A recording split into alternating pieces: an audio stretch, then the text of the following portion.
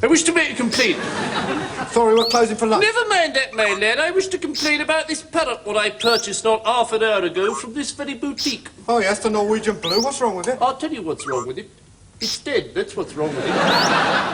I don't know where this conversation is going to go, but I want to start by having a philosophical conversation with you about Hegel, and we'll see where it goes from there. But we're doing the Science of Logic workshop, and in our first meeting, it's really a discussion group, not a course. And in our first meeting, one of the participants was fairly sure that he knew where Hegel was going to lead us, what speculative science was, and where we are going to end up in the Science of Logic after reading the first two prefaces, And what he said was, speculative science is computer science, and the absolute is pure contingency.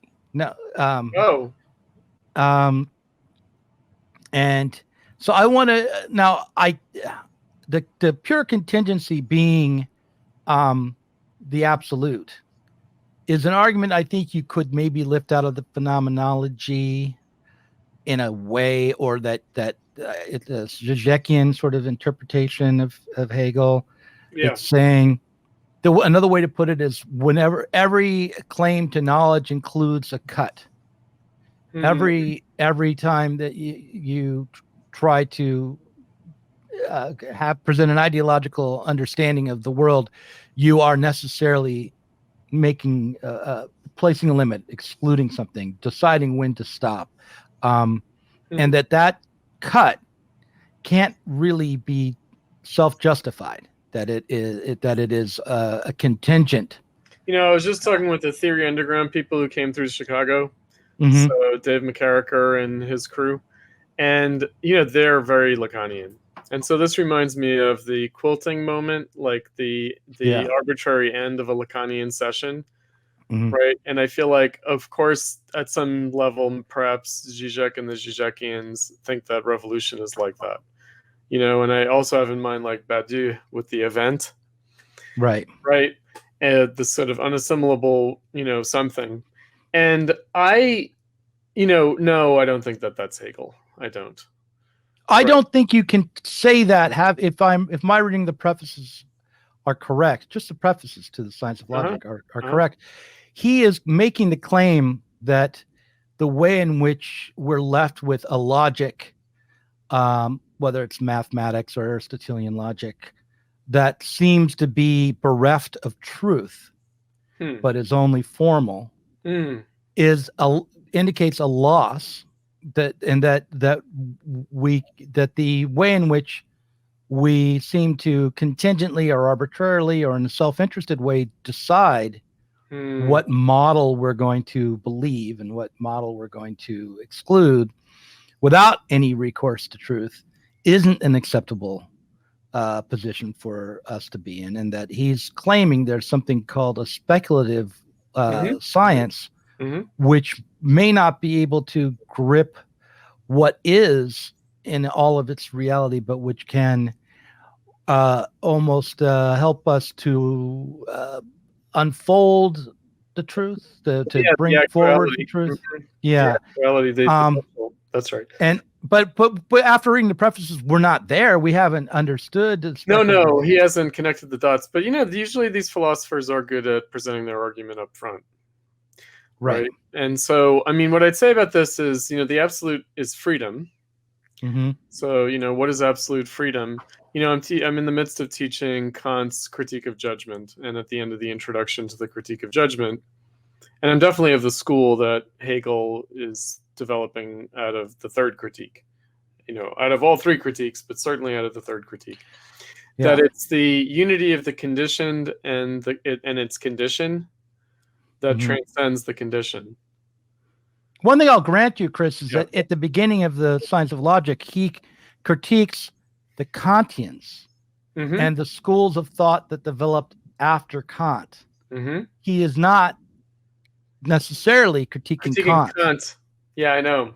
It's the way that people use the proper nouns, and also, so they are clear. If you pay attention, they are pretty clear about this, about, as, the Hegel fulfilled Kant. So let's get to it in terms of the truth. Okay. Yeah. Right. So, this is something that we've talked about, I think, previously, about the truth being, like the truth of the present is how it contradicts itself. Right. Okay. And that's why it's not Aristotelian logic. That's why it's not the law of non-contradiction, but seemingly the inverse of that, although, of course, it really has a different kind of substance to it.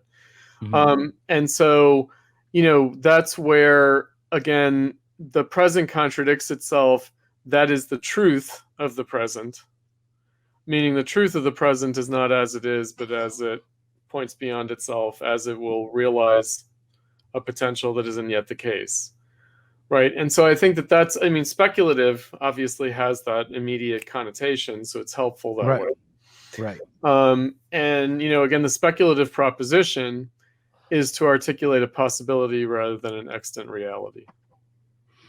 Right. And so can that be a science?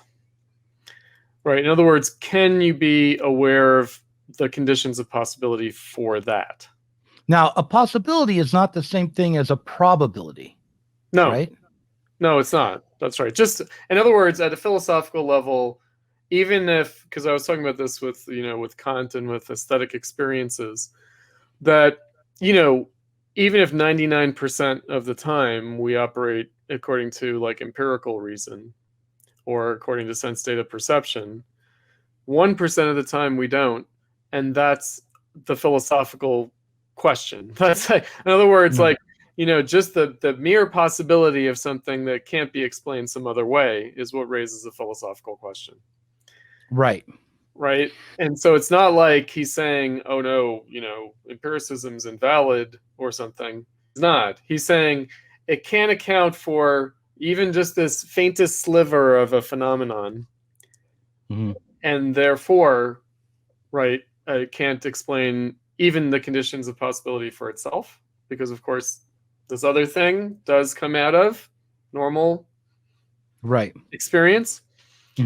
Right. And so again, I feel like with the Zizekians and the Lacanians and Badiou and Althusser and whatnot, the event, and again, to think of it they don't like the determinate negation idea.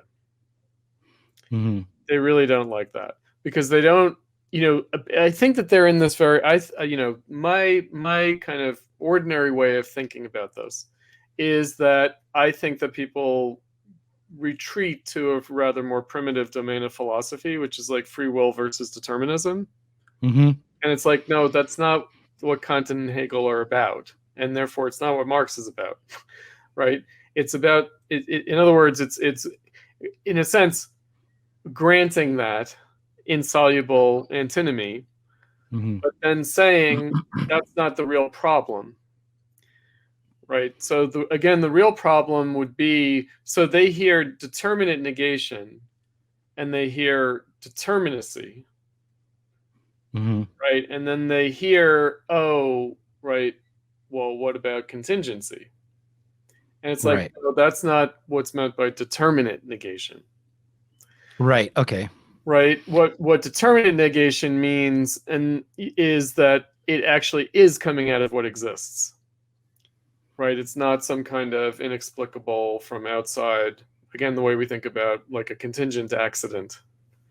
Right. I used to get into a debate with Derek Varn where I would say that the law of value determines our politics. And he would read that as me saying that an economic crisis would absolutely determine exactly what political response there would be. And I instead was meaning something more akin to, it sets up the conditions of possibility for a free choice within the political realm. And those possibilities are going to be finite, but perhaps we won't even have a good understanding of what all of them are, right? But nonetheless, it determines the possible. So is that what you mean by a determinate negation? Something along those lines, or something along those lines? I mean, I feel like the problem with the science of logic is that it's the science of logic, meaning it's part of the system. And so I think that it sets up a kind of potentially a series of false expectations, right? Meaning that this is going to be Hegel's dialectical logic. And it is and it isn't. In other words, we could say that it's also a critique of the metaphysics of logic per se, right? That's part of its agenda, is to take up like the question of a logic, and therefore the question of like a metaphysics and, this kind of thing. Yeah, right. But I mean, in the preface, he's fairly clear about saying that it is worth taking up metaphysics, not merely overturning it or critiquing it in a way as saying, like Heidegger would, we need to eliminate metaphysics. We need to get beyond having a metaphysics. We need to, but no, he's saying there's something about even a question like the existence of God, that if we can't wrestle with it, then we've lost our way. Yes, we've fallen short of our reason. Yeah. Right. So I mean, I think that, again, the tricky part here is that, what we're talking about is the possibility of being conscious of a potentiality that isn't empirically evident. Right. And so, again, speculative reason, and can there be a science of speculative reason? In other words, can there be an account of where the speculation comes from? I mean, it bears on our first half discussion about the left. Right. And so, the phrase from Marx is that mankind or humanity only presents itself with tasks that it's capable of addressing, which doesn't mean that we have the solution already, right? Right. Yeah. It just means, we only set problems for ourselves that we're capable of solving. Now, a lot of people think that's a very pessimistic view for precisely the reason that you raised, which is like the ruling, because there is a ruling ideology, will only be able to present ourselves with problems that we already have the solution for. Right. Which means that we'll always remain within that ruling ideology. But that's not the Marx point. means. That's right. And also, it doesn't discount the possibility that the way we present the problem to ourselves might be in a form of misrecognition. Right. So, I mean, he is setting a different task for himself than Hegel set, because Hegel's ultimately ex post facto or post festum. Right. He's less concerned with the present and, potential futures than he is with the present as the product of the past. And, again, not treating the present as fixed or terminal, right? But with a different kind of emphasis than Marx, the poetry of the future, very tricky kind of idea. In the preface, he seems to think that the philosophers, the scientists, the logicians have fallen behind the reality of the transformation of society. Yes. Which he points to Kant and to the French Revolution as being the examples of. So he's concerned with realizing the present, realizing what had already happened. Right. And the essential contours of the world in which one is actually living. I mean, again, the emphasis is not entirely different from Marx, but the emphasis is different. Because, again, and I think that this is where, what we were talking about in the first half, that Marxism can turn into an apologia for the status quo pretty easily. Right? The rationality of the actual. And, people forget the other side of it, which is the actuality of the rational, right? So, meaning that, it also, points beyond itself. It doesn't just sort of ratify things as they are. But, so what I wanted to say about this in terms of, conditions of possibility for change and this kind of thing,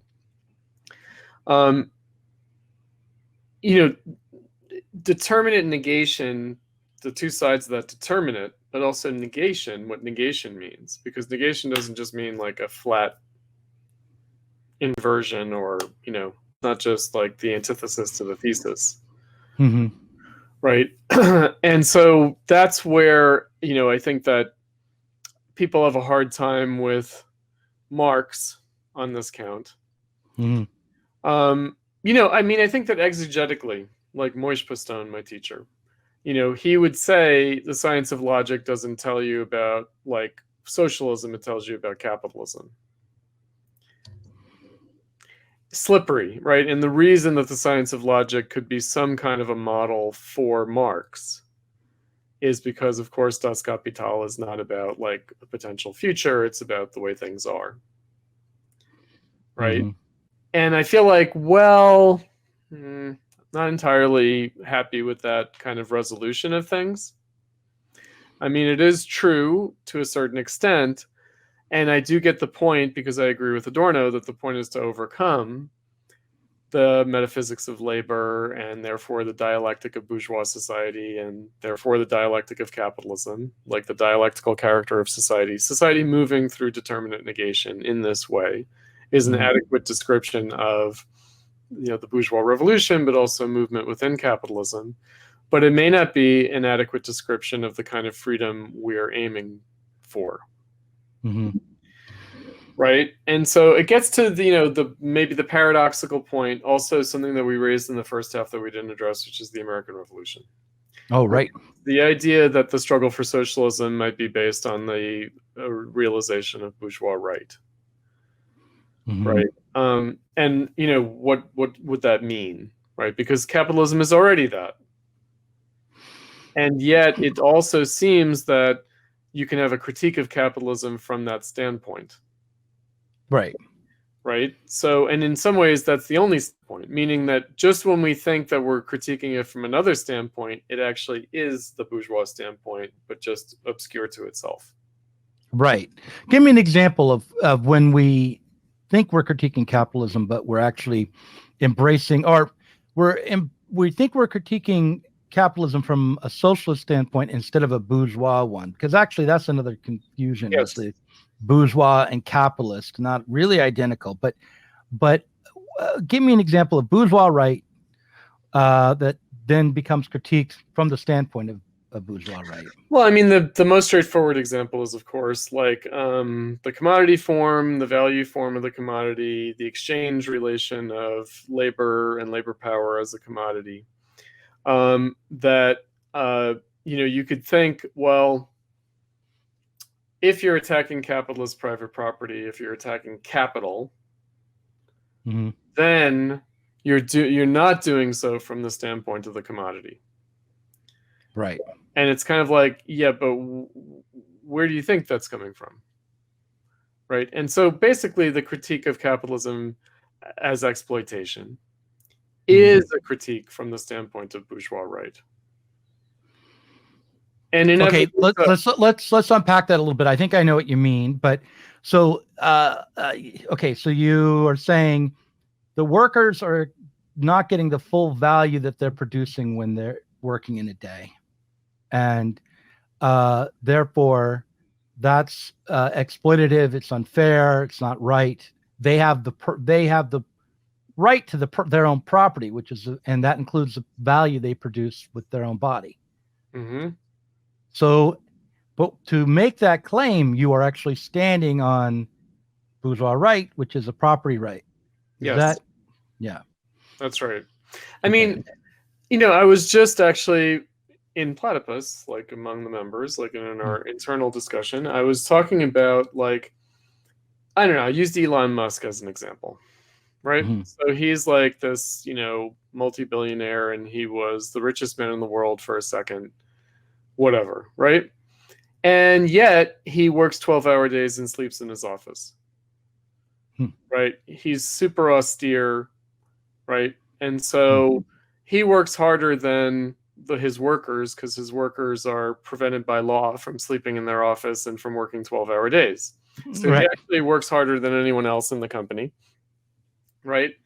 And so what is he doing? Like, what is Elon Musk being the owner of Tesla or SpaceX or Twitter or what have you? What does that amount to?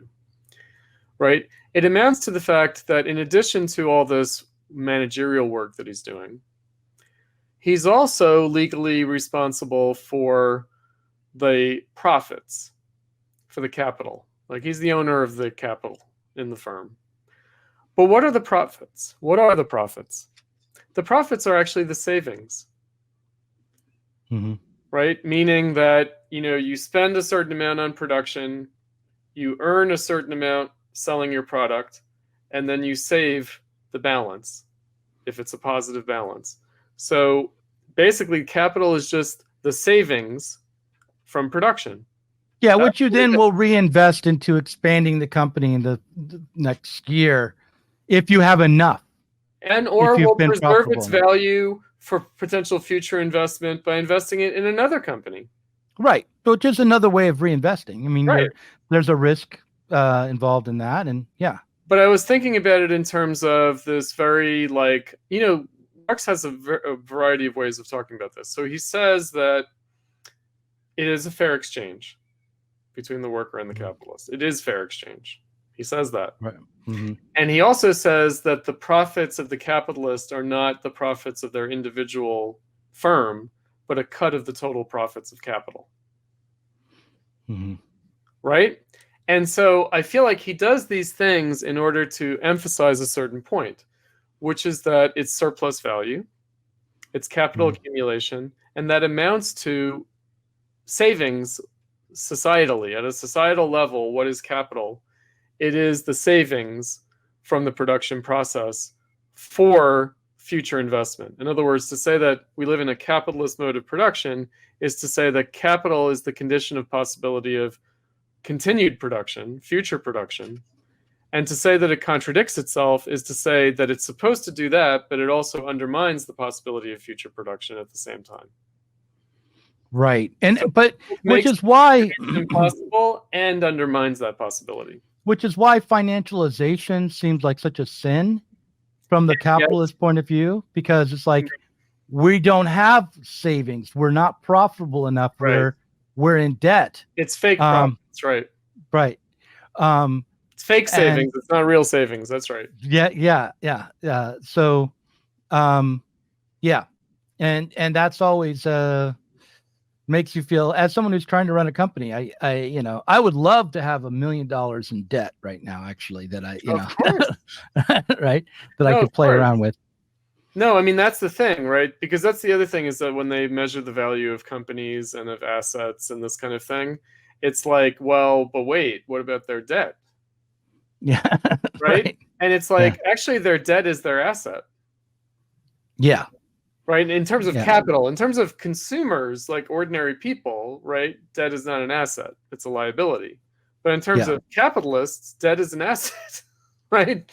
And, this is what drives people crazy. And they do have a very kind of bourgeois Philistine, like they think that they can bring out the ledger and the balance sheet and say, oh, this is not good. This isn't real. This is irresponsible. This is a ripoff. This is embezzlement. This is a Ponzi scheme. And it's like, no, this is actually the way society is managing its ongoing reproduction. Actually. Let me tell you another thing that came up in this workshop, because it comes to mind right now in response to this part of the conversation.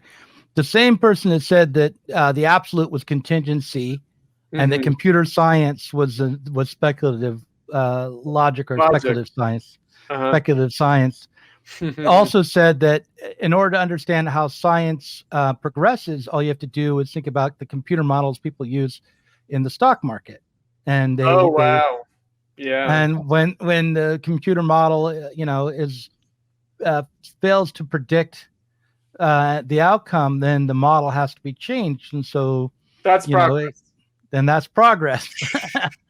and that's the way in which we overcome the crisis within science of trying to determine what science is, but because the objection to most definitions of what the scientific method is that generally speaking, the models don't change based on falsification or on verification or Right. you know.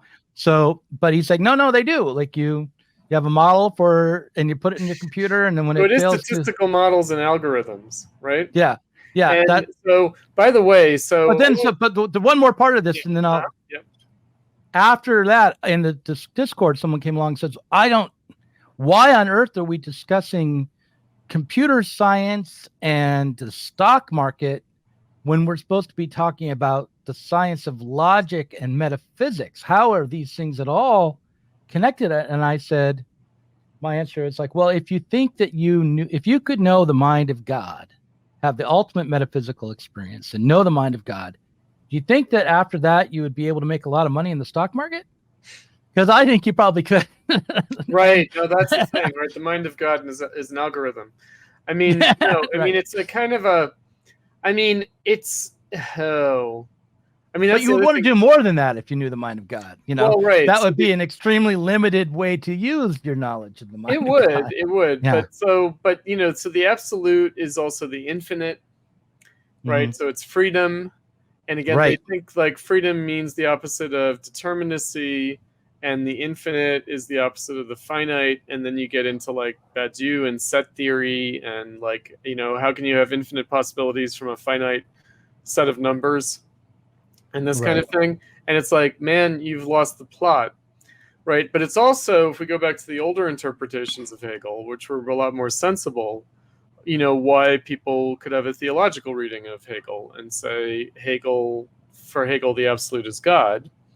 And it's like, well, but what he's saying is God is freedom, right? In other words, that what makes, the universe infinite is its freedom. And that's what we call God, right? We basically say, this infinite possibility, rather than simply what exists, that's God. Mm-hmm. It's the infinite possibility. It's when you get beyond that sense certainty and become reflective, and then the consciousness develops. That's where you'll find God. The absolute character. Absolute. I mean, at the end of the phenomenology, Hegel waxes poetic about God's infinite understanding and all of that. It doesn't put to rest those who want to accuse Hegelians of being religious mystics. Right. No, I was watching something. There's some libertarian guy who said that Marxism is a form of Gnosticism. And he was doing that Eric Vogelin, don't immanentize the eschaton. And he's like, Marxism is trying to do that. It's trying to bring about an end to history. It's trying to make the end of history happen in secular reality. Right? And then it's a kind of a Gnosticism. And, I thought, well, it can certainly look that way, I guess. But it's also like assuming that, and actually he blamed Kant, not just Hegel, this libertarian guy. And it was like a lot of James Lindsay type stuff too. He was giving a shout out to James Lindsay, and I was like, right? And who I guess is a mathematician. Is that James Lindsay's deal? I think so. We just, on a sister channel, on Ashley Frawley's channel, she interviewed him. Oh, interesting. I will be interested to see that. So, but getting back to it, okay, so you know what this all points to, by the way. So I watched the first half of you and Derek on the End of Reason, or the Eclipse of Reason. Yeah, what did you think of that? Not entirely happy, of course. Oh, right? Okay. I feel like Horkheimer, you need to talk to me if you want to talk about Horkheimer. You really do. Okay. Because, I've cracked my head against this stuff. But I was thinking about it in terms of Lukács. Yeah. Right. And instrumental reason, these funny categories in German that then we use. And it gets me to this question of like, computer science, algorithms, and contingency and the absolute, which is that it's not using reason as an instrument. It's not like what you guys are talking about. How do we keep the workers from getting lazy? I didn't say that. I know, Derek said that. Yeah, that they had this problem in the Soviet Union, and lo and behold, we have this problem here now. right? Which is that you can't just welfare state because then people won't do anything. And I think he brought up China, and he said China is also dealing with this problem of, you can't support the workers too much, otherwise you can't get them to work. And I was like, wait, what? And but then you guys got into the kind of instrumental reason and that kind of dialectic of enlightenment stuff, and I'm always like, well, wait, actually it's just a Lukács point from history and class consciousness, which is not using reason instrumentally. That's not the problem. The problem is when reason becomes an instrument of capital. Right. The issue there is that it becomes, capital goes from being a means to our end to being an end in itself. Right. Well, I think we were saying that. I mean, we were saying the problem with instrumental reason is because capital is turning all of our reason into an instrument for its own self-reproduction. Right. But it was kind of like, I wish that you had clarified a couple of points along the way, because again, that phrase, and especially when it's tied to things like policy decisions, and I think that the discussion was about like the housing market, and in China there are houses that are going unused, and in the United States it's a different kind of problem of overproduction and that kind of discussion. Right. And in other words, what's the nature of the problem that we're facing with, that we're dealing with, and how can we reason our way out of it, if at all? Right. And so in this respect, it would appear that Horkheimer and the later Lukács are saying something similar, but, maybe different from each other, especially because of their divergence. Right. Which is to say that Lukács is saying that, bourgeois society in its decadence is embracing kind of irrationalism, Nietzsche and Heidegger. Whereas Horkheimer seems to be saying something deeper, which is that bourgeois reason itself is undermining itself. Right. So it's not just about how in a kind of late phase of capitalism there might be a kind of vogue for, philosophical irrationalism. Right. And so, but, and that's what makes, and again, that's what makes Horkheimer the more interesting kind of point. And I feel like it's not really, there isn't really a mounted argument between Lukács, the later Lukács, and Horkheimer. Because, when Lukács was writing his stuff, he was completely unaware of these lectures by Horkheimer or the dialectic of enlightenment, because he's writing it at the same time under, and they haven't published what they published yet. And then he has some throwaway comments about them later on, about the Frankfurt School. And it basically, it's like guilt by association type stuff, like that, that they're kind of becoming Nietzschean or this and that. And I kind of feel like, well, that certainly isn't the point. The point is, how is Nietzsche adequate to our situation in the absence of Marxism and overcoming capitalism? Then doesn't Nietzsche seem to be correct? And isn't that, a horrible situation, right? So in other words, it's not like a methodological choice or something, which I often think Derek goes down that rabbit hole of like, choose your methodology. Right. Well, which is one of the things that the science of logic is trying to break us from having that mentality where we get to choose our methodology based on what presuppositions or contingency or self-interest or what have you. The methodology chooses us. Is the idea. So on Hegel and the American Revolution, interestingly enough, so Hegel's kind of model state is the British state. Right. So if we think of, the big books of Hegel's, Phenomenology of Spirit, Science of Logic, and Philosophy of Right, and how he thinks that they do go together, right? So the encyclopedia is trying to like do these, draw these connections. But then one of his colleagues, and I'm forgetting the guy's name now, did say, well, actually the American Constitution and America might satisfy, right? Because he was, Hegel's kind of famously skeptical about democratic republicanism, about a democratic republic, because he thinks that it actually isn't adequate to the freedom of modern society. So, ironically enough, he thinks the constitutional monarchy is better because it's more liberal, because it's less democratic, because it's less majoritarian, etc. Mhm. Right? And he's like, no, what about the American Constitution? Right. And then, so the idea being, because I think that the left has this idea of the counter-revolution of 1787 or 1789, because that's when it's ratified, the counter-revolutionary character of the Constitution. And no, it is the fulfillment. I mean, you had a conversation with James Vaughan about this.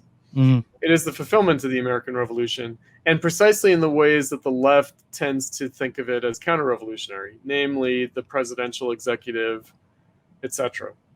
Meaning the ability of the executive to act as a check and balance against the democratic majority of the legislative branch. That actually is what makes it more free. In other words, more liberal. Right. That's what preserves the freedom of civil society against a kind of democratic majoritarianism. Right. Right. And that's the part that I think is very difficult for people to understand. I mean, that's why I said to you earlier about, like, that you mentioned the Trump supporter that you were talking with. Right. But before we started recording, I was telling you about. And the migration across the border, and isn't it just a movement of labor in an international economy, and rather than like an invasion that has to be right? Yeah, he was saying he was for free enterprise, and I said, if you're not really for free enterprise, because what about all these enterprising immigrants who want to come here and get a better deal? Right. Shouldn't we want them to get the best deal they can? He's like, that's not free enterprise, that's an invasion. Right. And it's like, well, again, one of the things that would need to be adjudicated is the interpretation. In other words, we do elect people to interpret. Yeah, I mean, exercise. It's been adjudicated that the articles of the Constitution which deal with in protecting us from invasion are not referring to immigration. No one no serious constitutional scholar believes that they are. Right. So, I mean, that's a non-starter. It's already been pretty well established. Although people are dredging it up. I mean, I can tell you from watching Fox News that they're calling it an invasion. Well, I know they are. And I think the governor of Texas has also acted accordingly and said that he's asserting the sovereign rights of the state of Texas because of the failure of the federal government to protect the sovereignty. Right. Yeah. And yada yada. And of course, a lot of it's just theater. But again, the kind of superficial plausibility of it, I'd steelman it in the sense of, well, isn't this a legitimate political debate? In other words, isn't it not merely a kind of legalistic? Right? Isn't it something that you do want to elect politicians to exercise judgment and have a struggle over that judgment? In other words, and including the public changing its mind. I think you could look to the First Amendment to clarify it. Okay? Because I think you could say, okay, the right of a worker to go and try to sell his labor power in the American market is not, may cause knock-on effects that have a bad consequence for the civil society, but it is not. But still, right? It doesn't rise to the level of the harm principle, where there's an intentional violent act being perpetrated by this worker. So the same thing is true about speech. You could say something that might not down the line inspire. So here's the other thing, right? So the right-wing people, the Fox people, they don't say that it's the migrant workers who are perpetrating this invasion. They say it's the cartels. And they say that the government has an obligation to protect the cartels from their victims, namely the humans being trapped. The victims from the cartels, right? Yes. Right. Oh, yeah. That's what I meant, right? To protect against the cartels. In other words, that the U.S. government is allowing the abuse of these migrant workers by the cartels. And calling it an invasion means that the U.S. government could take action against the cartels, not only to protect American citizens, but also to protect these migrant workers. Well, look, you want to get rid of the cartels being a part of the immigration? Open the borders. Tricky, Doug, because the thing is, I don't know that Mexico wants an open border either. In other words, like, it might be more advantageous for the United States to have an open border than it is for Mexico. Well, that's we have our Constitution. I mean, I'm not saying I'm really for open borders. I'm just saying if you want to be a strict free enterprise first constitutional. Oh, sure. If you're like a strictly libertarian guy, then what are you talking about borders, right? Right, exactly, and you want to say that not just libertarian, but also standing on the U.S. Constitution as the ultimate arbiter. It's like, the Constitution. Well, by the way, so where that really goes. And people are very unclear about this, and also the right wing does demagogue this point, which is that an illegal immigrant has rights on American soil. Oh, absolutely, yeah. Right. So not only do non-U.S. citizens have rights, but if you enter the country illegally, you still have all the rights in the Constitution too. Well, I mean, the idea that you can enter the country illegally without committing a crime other than entering the country, is unconstitutional. Sure. So no, I know. That's the other crazy thing. It was just like, well, no, they're criminals. And it's like, wait a second. No. That is not. And, like I've talked about in previous episodes with you, even the guilty have rights. Even if you are found to be legally guilty, that's not the end of your rights. It's not like, so again, the kind of commonplace way. And by the way, the left loves this idea. They love the commonplace misapprehension that the guilty have no rights. They just want to change who the guilty are. Like, in other words, the left are eager to, strip people of their rights. Yeah, that's the thing with the Russell Brand case. That people are like saying, well, he hasn't even been convicted yet, so they don't have the right to deplatform him this way. Well, okay, they don't have the right to deplatform him if he's in prison. That's right. He, as a convict, you have free speech rights. And if some company wants to publish your book or go and interview you weekly, or put your lorecorded rants on the radio, which is Mumia Abu Jamal, they have every right to. Like, absolutely. by the logic of Russell Brand, the people who broadcast Mumia Abu Jamal's talks were completely unethical and were abiding and abetting a criminal.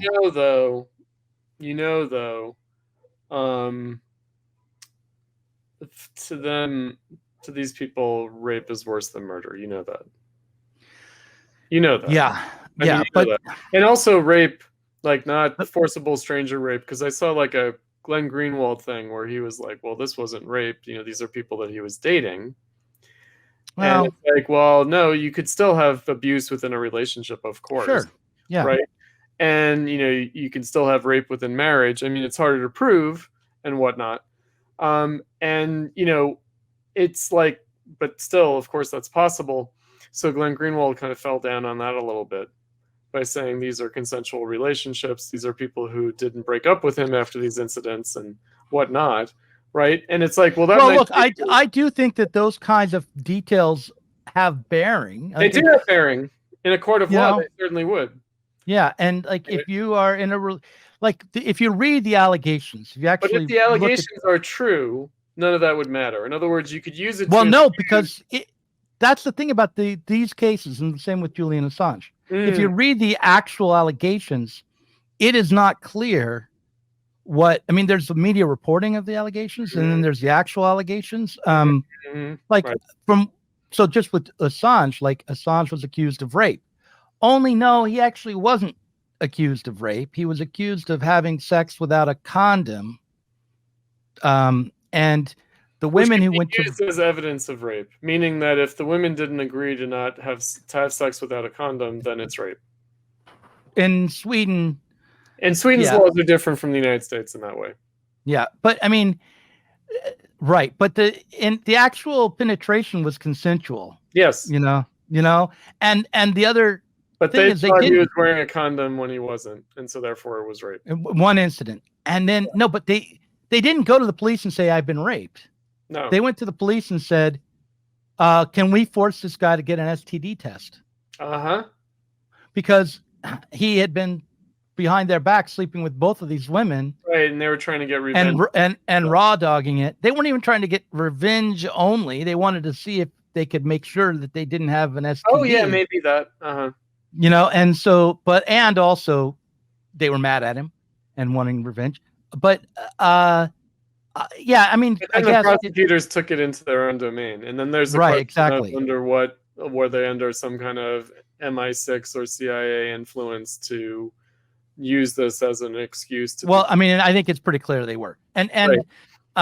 But my point is just like these kinds of questions, like, you know, if it's a he said she said situation, and and you know, you were in a relationship with him, the allegations themselves are nuanced, not, you know, I told him no, I didn't want this and he forced me to anyway, but rather I found out afterwards he wasn't wearing a condom, right? But then saw him again later and had sex without a condom again later consensually. Like, you know, these things matter. And matter. And what I brought up in a previous episode was guilty people also have a right not to be prosecuted.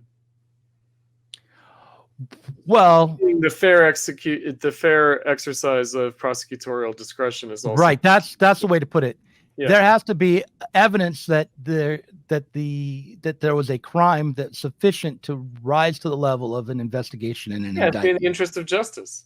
Right.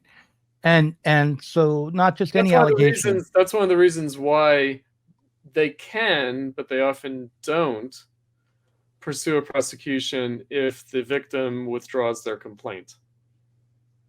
Right. Because, you know, you don't need a complaining witness for the prosecutor to continue with the prosecution, but often it will be judged in the interest of justice to not continue with the prosecution if the victim says, I don't want to proceed. Also, there are statutes of limitations for good reasons. For good reason, and for this reason.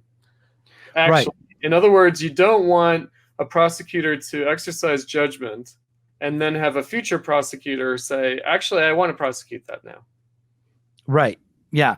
And also as time passes, the evidence gets degraded. You can't. But you can have new evidence too. You could have new evidence too. And that's why you'd have to justify overruling a previous prosecutorial decision. Because I think the Alvin Bragg case is like that. I think that he said, we're not prosecuting. And then he said, we are prosecuting. And his claim, because on the face of it, that could get it thrown out of court with Trump. But he has to say, new evidence changed my mind. Right, but not if it's gone beyond the statute of limitation, which is there because the likelihood to basically hold responsible the prosecutors, that they're not just free to carry on at their own leisure, but they have to do things in a timely way. And also because of the difficulty in which it is to gather good evidence 10, 15, 20 years after the fact. And so, but in England, there is no statute of limitation on this. And so, because they're a backwards provincial little island people who never completed their revolution. I think that people here want to get rid of statutes of limitation, clearly. Yeah. Right? In other words, they clearly want to hold people accountable for things way after the fact. I've become very anti-Brit since leaving Zero Books.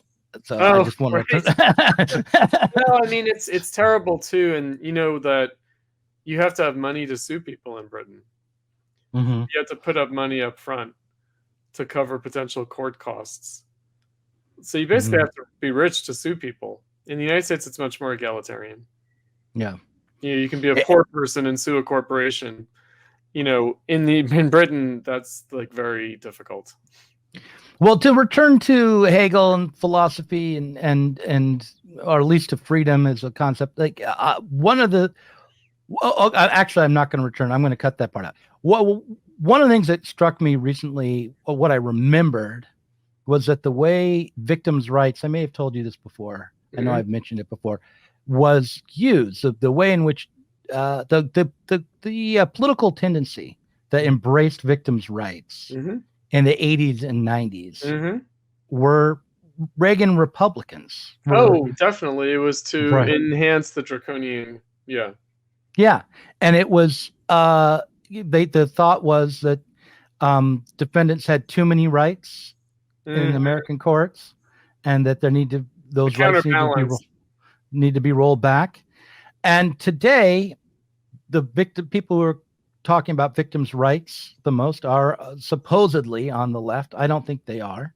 No, there's also, though, the anti-police, anti-carceral left that is very critical of victims' rights. There is still that.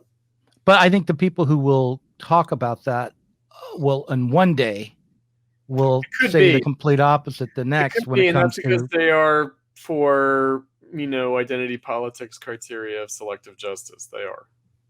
Right. Yeah. They're saying that equal justice is a ruse that covers for privilege. Right. Right. Which it is. I guess. Maybe. But you don't solve that by embracing it. Well, they embrace it. They just want to reverse it. I mean, it's a kind of a cynicism about these things. I mean, I wrote about this in the book, in The Death of the Millennial Left, that one thing that I learned both politically before this, but also through personal experience being a victim of crime, is that the court exists for the benefit of the defendant, not for the benefit of the victim, actually. Right. And so, of course, of course, because if you could just have people rounded up and, mob justice, and, the victim says something and the court's there to give the defendants due process. Due process. Yeah. Exactly. And so, the trial is for the benefit of the, but also the rules of evidence and the ethics of prosecution, because prosecutors are bound by different ethical rules than defense attorneys. Mm-hmm. So defense attorneys, they can't knowingly lie, but they can lie in the sense of they can represent their client's point of view. But the prosecutor is supposed to ensure that they're not lying. They're supposed to go out of their way to find out whether what the police tells them is true. In a way that the defense attorney is not supposed to investigate whether their client, the defendant... Oh, of course, right. Right? My cousin's a lawyer, and he told a story about how he went in to talk to a client in the early days when he was taking on criminal cases occasionally. And he said, I made the mistake. I just asked him, did you do it? Yeah, you're not supposed to. That's right. That's the one thing. The guy's like, oh, yeah, hell yeah, I did it. And then, now he can't represent him. Right. He can't really represent him because he can't actually say not guilty. Right. So, but, so I learned this. But, so I learned it at the level of personal experience, and it's a hard pill to swallow. It is. When you feel like your personal safety is hanging on the state detaining someone, which mine was. Mm-hmm. And so, but really, it's perfectly correct and right that it all be about the defendant's rights. Look, I can see your point of view as someone who was having someone criminally stalk and... Right. It's a rare circumstance where literally the person is still an ongoing threat to you. Right. And you want the cops to do something. Yes. I can see why that would put pressure on you to kind of want a more draconian state intervention. But most of the time that isn't the case. And and I remember during the 2016 election, a lot of people were passing around this tape of Hillary Clinton talking about defending a child murderer or rapist or something like that, and laughing about the way it went down. And I don't recall the details exactly, but what she was talking about was, and she successfully defended him. And what she was talking about was the way in which she had to avoid figuring out the truth and to defend him.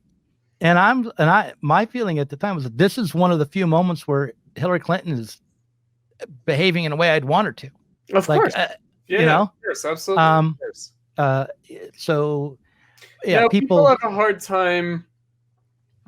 Again, well, there are so many aspects to this, right? So people think that the law is the same as morality, which it isn't. Right. They think a court verdict is like a kind of divine judgment, which it's not. Mm-hmm. You know, there's a lot of magical thinking involved. There's a lot of like moral outrage involved. And, you know, we were as a society supposed to have transcended that at Yeah. least at some level. In other words, it was supposed to be understood that people's rights are more important, Right. you know, and that the main threat to people's rights is the state, actually. You know, the state has a lot more power than criminals have. Now, in a given situation, of course, in a concrete circumstance, there, you know, you can find yourself in a position where you feel like the criminals are a much greater threat than the state, of course, right? But in real terms, right? Of course, the state is more of a threat because, you know, yes, the criminal can be a direct threat to you, but you know, you can have recourse to criminal justice. If the state violates you, what's your recourse? Yeah, you have to go born identity on them. You know, Yeah, or you have to put your faith in the appeals courts and, you know, this kind of thing, and the Supreme Court, and, you know, you have to put your faith in the Constitution. And, you know, like most of the time, that's not gonna really save you. Right. You have to be a super spy with you know, kung fu and and go into the CIA headquarters and confront the CIA And hold them hostage. Yeah, exactly. Yeah, that's right. Yeah. No. Yeah. Yeah. Well, I had this conversation the other day with a friend of mine where I said, you know, we Not should even the Born remember. Identity, it's Rambo. Do you remember Rambo? Yes, I do remember Rambo. First Blood, That's another like one. the first movie. Yeah. That was a good one. I haven't seen that lately. It's a very liberal movie, actually, because it's all about how the government doesn't care about these, you know, traumatized veterans, and yeah, you know? it got taken up and transformed, at least in the popular imagination. I haven't seen the other into some kind of Yahoo, like, you know, right wing stuff. No, it's about how the soldiers were victims of the government. Right. Well, I had this conversation with a friend of mine, and I said to her, "Listen, you know, we should remember Kevin Spacey was acquitted. Yeah. And that before he was, you know, even taken to court, he got dropped from all these programs, and he was sued in civil court, and he was his reputation was dragged through the mud, and now he's been acquitted." And her response was, "Yeah, but we just because he got acquitted doesn't mean he's innocent." Well, that's true too, of course. That is right, of course. But I was like, yeah, but we are under the obligation to certainly treat the acquitted as if they are free. Who's we? Americans. The public. Yeah, the public. No, it's a very tricky thing. I mean, again, don't you agree? I mean, we ought to treat people who've been taken to court and acquitted as people who are innocent, presumed to be innocent, not that we know. Yeah, and that have the right to pursue a productive, happy life just like anyone else. And people will say though, Doug, they'll say, "Oh, well, but what about the class struggle?" In other words, what if the Pinkertons smash a strike and kill workers and are acquitted in court? Are those workers, are those unions, are those activists really obligated to treat the Pinkertons as if they're innocent just because they were acquitted in court? And then you have to say, you know, it's a civil social struggle. Yeah. Is important, right? And so that's where it gets slippery, because I think that, I mean, look, we are living under basically you know, I will sound like a total right-winger now. We're living under like a quasi-Maoist kind of cultural revolution kind of circumstance. Like the left has gone full cultural revolution on us. And so they are for people's justice. They are, you know, and, you know, that's what they see canceling to be about, right? They see it as accountability, and, you know, it's the subaltern demanding accountability of the privileged. And so, yes, believe all women, because women are women, and therefore they're oppressed as women, and therefore we should bend the stick in their direction, because even when they're unjust, they're still more just than the privileged, than the men. My answer to the thing about the Pinkerton,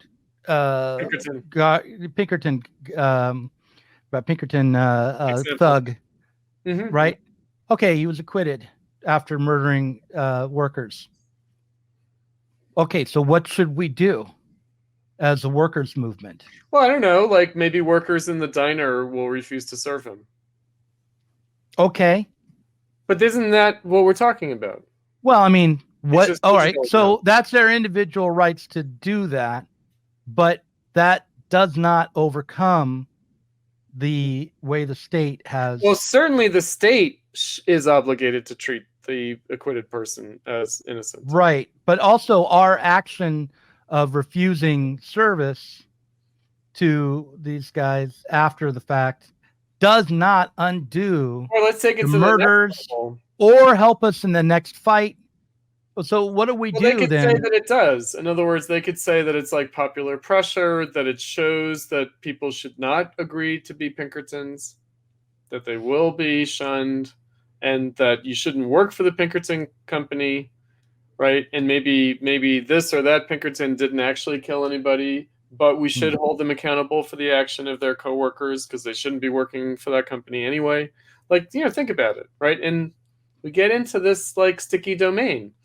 And I do feel like, therefore, I feel like in the digital era, people have extrapolated that into digital behavior. In other words, they're saying like social ostracism is a necessary tool for social struggle. It's the only tool, right? In many ways, that's right. It is the only tool, right? And there I feel like, but what are we ostracizing people for?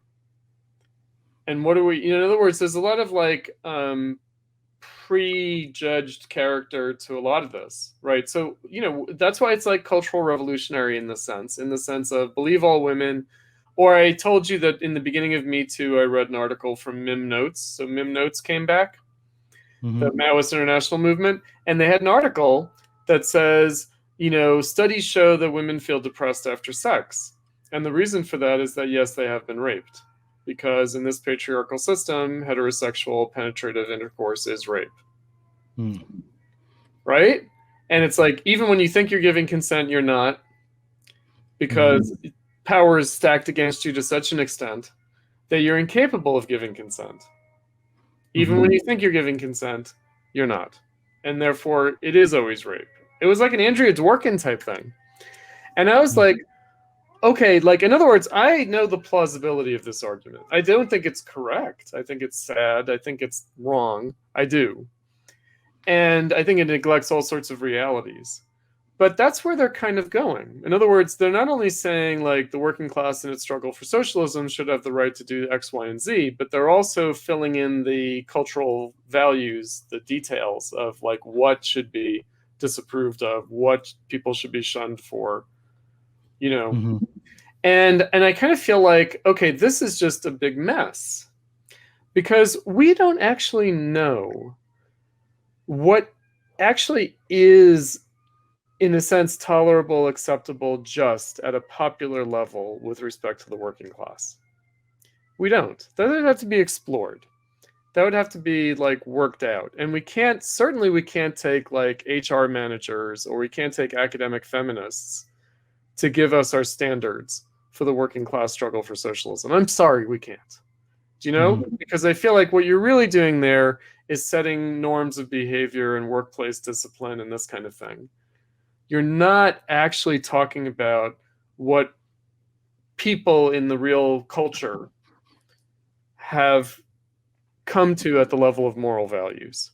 You're not. Here's the thing that bothers me about using social ostracization as a weapon for the people, is that at the moment, the way in which we perceive and understand the world is mediated through the state. In a way that if you were on those picket lines and saw someone get killed, it wouldn't have been, right? Right. So we can easily be turned into a instrument of the state, right, in these actions, and even short of the state, we could become instruments of the the managers, the bosses, the capitalists. I don't think there's a huge distinction now. After There isn't. Because the Russell Brand thing in particular makes me think, oh yeah, it's because the UK Parliament emailed Rumble and Twitter and the GB and said, to the TV company, do not have Russell Brand on TV to defend himself. And to Rumble, they said, you should not allow him to be monetized on your platform. And to Twitter, they said, do not allow Russell Brand to be monetized on your platform. This is a parliament, and it was a disinformation subcommittee, or the committee that that disinformation subcommittee is under, that was writing to these social media companies. And we already know that the media companies have been working in conjunction. Like disinformation, which has nothing to do with the rape allegation. Right. No, right. Yeah, exactly. Right. So, and it's all tied together in the reporting too. Right-wing disinformation agent Russell Brand is, accused of sex crimes. No, isn't he a crunchy left-wing hippie? Yeah, he is. Yeah. I mean, obviously. What I mean? Right. Yeah. No, he can't be a sexual idiot.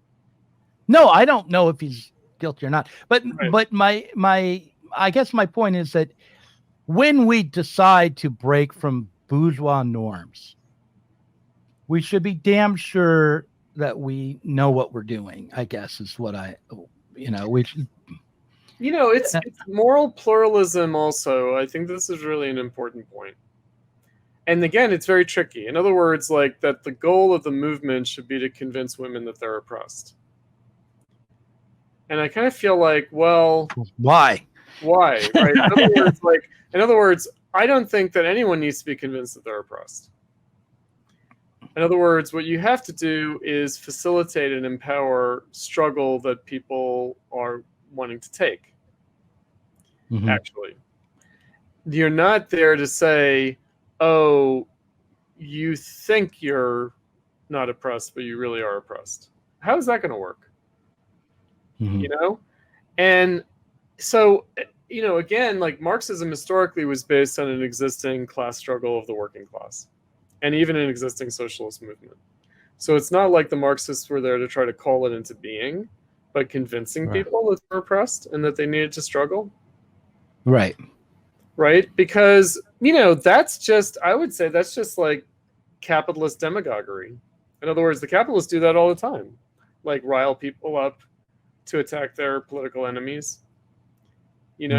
Convince them, propagandize, convince them that they thought everything was okay, but really the Jews control everything.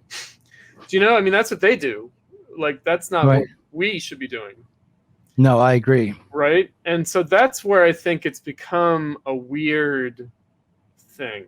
And again, the Maoism, the backward and the advanced and the conscious, like this kind of way of adjudicating movements and participation in movements.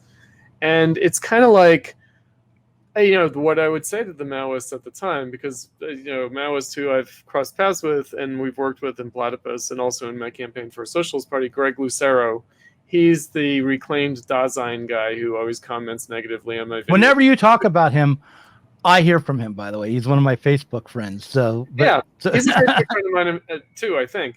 And so, and I just said to him once, I said, first of all, can you be sure that you're conscious, that you're a member of the conscious?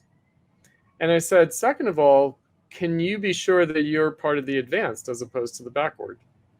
Like just using those Maoist criteria. How do you know that you represent the advanced, that you are the conscious? And I said, I'm not a priori going to claim that for myself. Right. But, this has to be worked out. It's not presupposed, but that's the other thing about like our generation, but also insofar as the millennials gave up on their own task, is that they basically accepted that what the left in the past said is true. And I'm like, even if it was true then, that doesn't mean that it's true now. Right. And it may not have been true then either, especially given the nature of recent history. Let's say the last 50 years. Like, we can't take for granted that the new left was right on all things. We can't just adopt their position. we would have to think for ourselves. Okay, what were people struggling about? How did they understand it? What was at stake? What were the possibilities? Mm-hmm. We'd have to really reconstruct things. We can't take it simply prefab as given. No. And, so that's again where I feel like the advantage today that we have is that it's terra incognita. It's a wide open field. We don't know. The struggle hasn't continued. It doesn't continue. That doesn't mean people won't struggle or that they can't struggle. It just means we have the sad reality, but also the wonderful opportunity of starting from the beginning. Right. Yeah, no, I completely agree on that front. I think you're right that it is an opportunity. I do get discouraged sometimes when I think that we don't even have a left to Right. So the necessity of the left is that, we need to at least pose this question. We can't just assume it. We can't just say, okay, we know from the Russian Revolution and Marxism and the Popular Front and the New Deal and, the 60s movements, we know which side of history we're meant to be on. We know what's progressive and what's reactionary. We know what's in the direction of freedom and what isn't.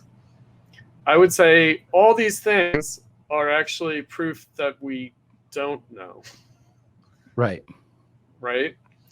And, because otherwise we're just ceding a great deal to the right, I think. Because the right is always there to say, okay, like when people are, like a kind of a Ben Burgess or something, will say, we are on the side of freedom. And the right is just there to say, and what about the Soviet Union? Was that really freedom? Right? Was that an increase in freedom or was that a decrease in freedom?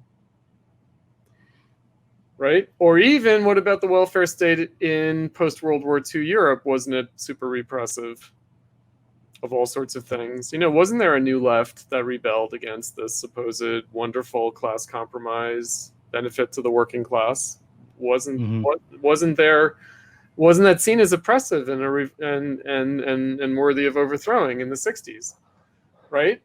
And so, again, it's just too easy for them to say. And also, there's a truth to it when they say, you claim to be on the side of the oppressed and for their freedom, but aren't you just trying to establish your own control over them and impose your own values on them? Right? Which is why I'm just thinking, we have to be willing to reconsider these things, not just take for granted, or to say, like about the culture wars type stuff that we have that are in the air, like, abortion rights and whatnot.